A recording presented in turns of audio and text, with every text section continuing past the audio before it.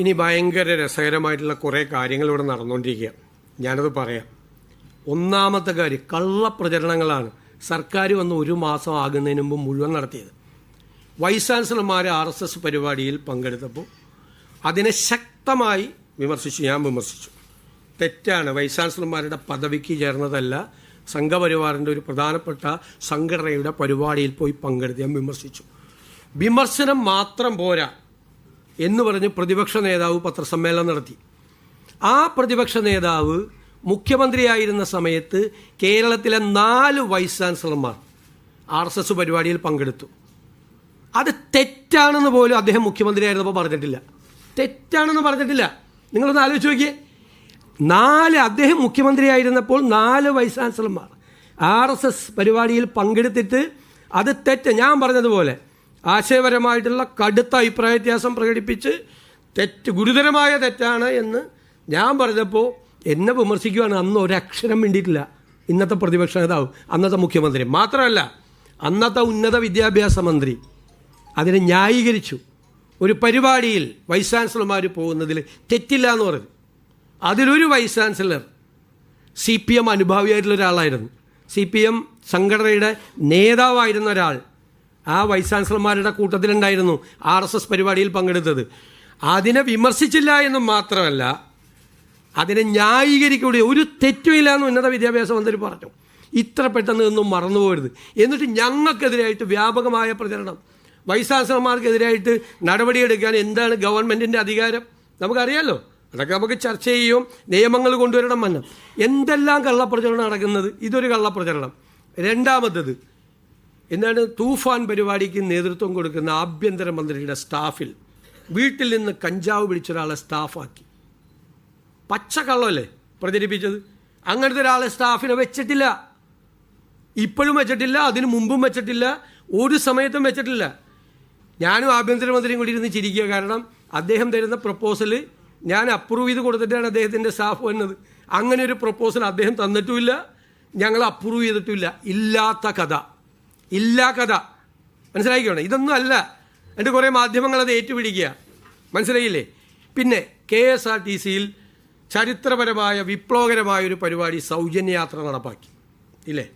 ആ സൗജന്യ യാത്ര നടപ്പാക്കിയപ്പോൾ സിറ്റി ബസ്, ഓർഡിനറി ബസ്സല്ല സിറ്റി ബസ്സാക്കി മാറ്റിയെന്നും പറഞ്ഞു വ്യാജ പ്രചരണം നടത്തി. ഒറ്റ ബസ് പോലും ഓർഡിനറി ബസ്, സിറ്റി ഫാസ്റ്റ് ആക്കിയിട്ടില്ല. സിറ്റി ഫാസ്റ്റ് ഇപ്പോൾ പല സൗകര്യത്തിനും വേണ്ടി തിരുവനന്തപുരത്ത് ഓർഡിനറി ആക്കിക്കൊണ്ടിരിക്കുകയാണ്. സിറ്റി ഫാസ്റ്റ് കള്ളപ്രചരണം. അതിൻ്റെ ഗ്രേസ് കളയാൻ വേണ്ടി കേരളത്തിൽ സ്ത്രീകൾക്ക് വേണ്ടി നടപ്പാക്കിയ ഒരു വിപ്ലവകരമായ പദ്ധതിയുടെ ഗ്രേസ് കളയാൻ വേണ്ടി പച്ചക്കള്ളം പ്രചരിപ്പിച്ചു. പച്ചക്കള്ളം. ഓർഡിനറി ബസ് കുറയ്ക്കാൻ വേണ്ടിയിട്ട്, നമ്പർ കുറയ്ക്കാൻ വേണ്ടി. ഇന്നലെ കണക്ക് വന്നല്ലോ, എത്ര ലക്ഷം പേരാണ് അതിൽ യാത്ര ചെയ്തതെന്ന്. ആവേശഭരിതരായി. എണ്ണം കൂടിയിട്ടല്ലേ യാത്ര ചെയ്തത്, എണ്ണം കുറഞ്ഞില്ലല്ലോ, കൂടുതലേ ചെയ്ത്. ഇന്നലത്തെക്കാളും കൂടുതൽ ആളുകളല്ലേ ഇന്ന് യാത്ര ചെയ്തത്. നുണ പ്രചരിപ്പിക്കുകയാണ്. പിന്നെ വേറൊരു വാർത്ത, ഈ സഹകരണ സ്ഥാപനങ്ങളിലെ മുഴുവൻ ഫീസ് കൂട്ടി UDF സർക്കാർ വന്ന ഉടനെ തന്നെ വ്യാപകമായ പ്രചരണമാണ്.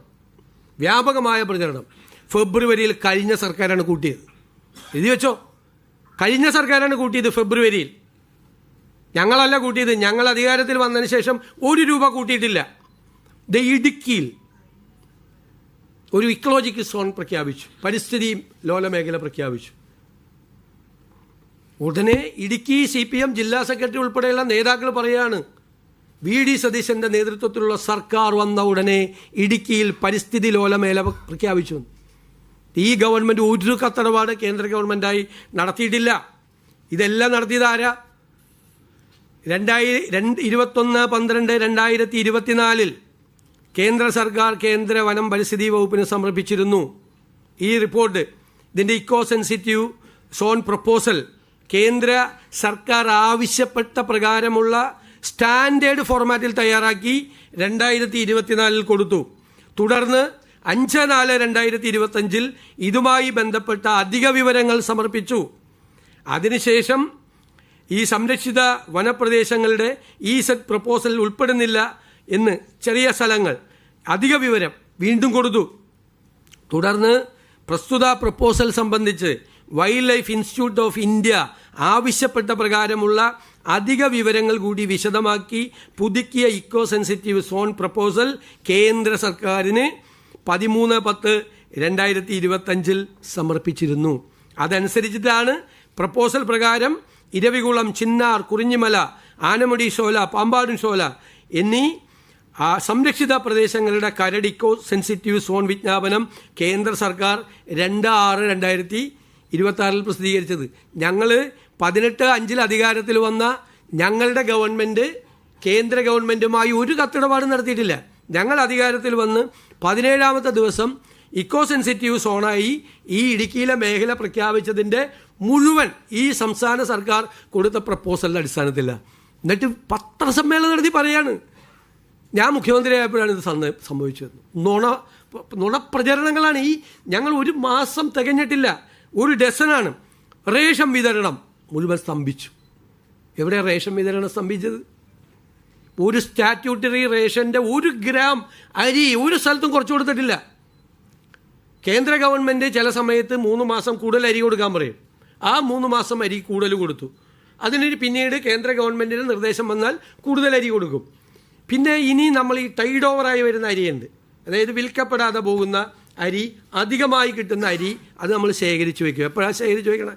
ഓണക്കാലത്ത് എല്ലാവർക്കും കൂടി കൊടുക്കാൻ വേണ്ടിയിട്ട് അത് ശേഖരിച്ച് വയ്ക്കും. എന്നിട്ട് വ്യാപകമായി UDF സർക്കാർ വന്നു, റേഷൻ വിതരണം മുടങ്ങി. വ്യാജപ്രചരണമാണ്, കള്ളപ്രചരണങ്ങൾ നടക്കുകയാണ്.